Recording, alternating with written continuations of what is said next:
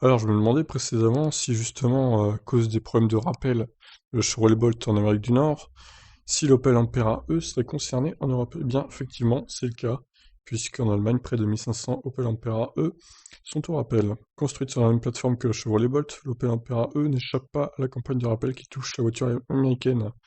En Allemagne, 1500 exemplaires de la Cité des Leclerc vont devoir repasser à l'atelier. Lancé par le rachat d'Opel par le groupe français PSA, l'Ampera E a tout de même été écoulé à quelques milliers d'exemplaires sur le vieux continent. Conçu sur la même base technique que le Chevrolet Bolt, elle hérite des mêmes déboires techniques que sa cousine américaine, dont près de 70 000 exemplaires font l'objet d'une campagne de rappel en raison d'un potentiel risque d'incendie au niveau de la batterie. En Allemagne, près de 1500 exemplaires de la voiture électrique d'Opel vont devoir repasser en concession.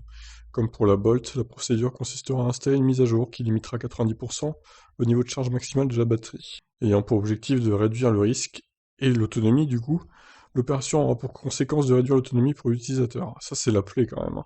En attendant que la mise à jour soit déployée, Opel invite ses clients à limiter le niveau de charge maximale par le biais du système de faux divertissement. Aux États-Unis, l'autorité américaine en charge de la sécurité routière, la NHTSA, a ouvert une enquête mi-octobre suite à plusieurs cas d'incendie survenus sur la Chevrolet Bolt.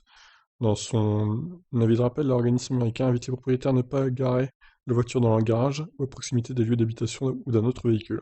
Alors, ça fait beaucoup de conditions quand même là, hein. Donc faut la garer dans le désert, la voiture, ça se passe comment? Alors ouais, il dit 90%, ça fait 10% de perte, du coup, elle avait 420 km d'autonomie, bah, ça fait 42 km de perte quand même, hein, d'autonomie. C'est beaucoup, ça commence à faire. Et du coup, la voiture bah, va passer en dessous des 400 km d'autonomie à cause de cette mise à jour qui, à mon avis, bon, n'est pas hyper utile, hein, vu le peu d'incendies qu'il y a. Je suis pas sûr qu'il y ait eu un cas d'Opel Ampera en feu d'ailleurs en Europe.